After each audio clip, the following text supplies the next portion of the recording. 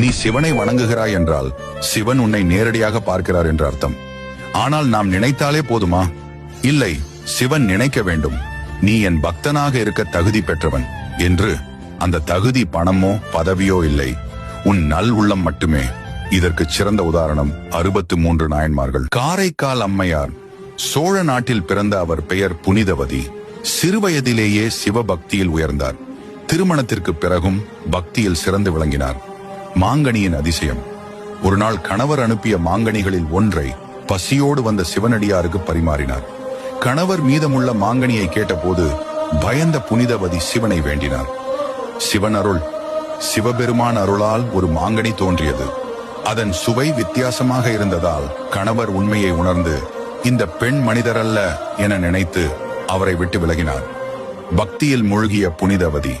கணவர் பிரிந்த பிறகு புனிதவதி முழுவதும் சிவபக்தியில் அடங்கினார்.